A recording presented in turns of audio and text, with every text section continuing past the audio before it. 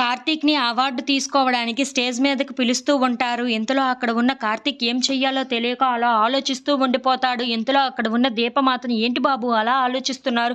పిలుస్తున్నారు వెళ్ళండి" అని చెప్పేసైతే స్టేజ్ మీదకి వెళ్ళమంటూ ఉంటుంది. ఇంతలో అక్కడ ఉన్న జ్యోత్స్న కూడా "ఏంటి బావ అలా ఆలోచిస్తున్నావు? నిన్ను పిలుస్తున్నారు కదా!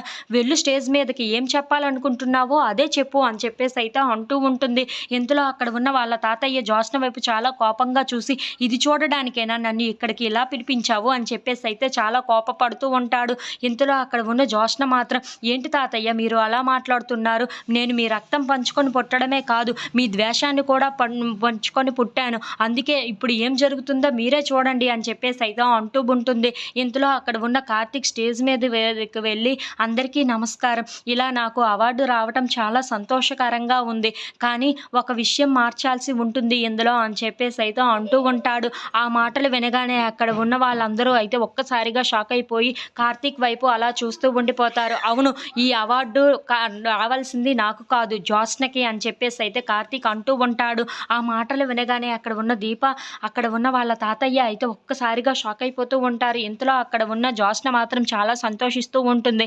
అవును, నేను చెప్తుంది నిజమే. ఈ అవార్డు తీసుకోవాల్సింది జ్యోత్స్న మాత్రమే. ఇది దక్కాల్సింది జ్యోత్స్నకే అని చెప్పేసైతే అంటూ ఉంటాడు. ఆ మాటలు వినగానే అక్కడ ఉన్న దీప అయితే ఒక్కసారిగా షాక్ అయిపోతూ ఉంటుంది.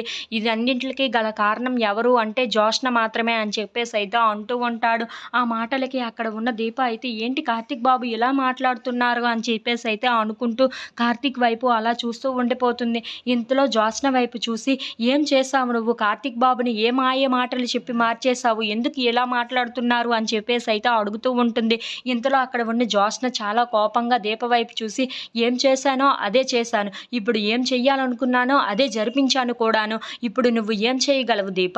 ఇప్పుడు మాటలతో మార్చేశాను. తర్వాత నీ ప్లేసే మారుస్తానేమో అది గుర్తుపెట్టుకో దీప" అని చెప్పేసైతే జ్యోత్స్న వార్నింగ్ ఇస్తూ ఉంటుంది.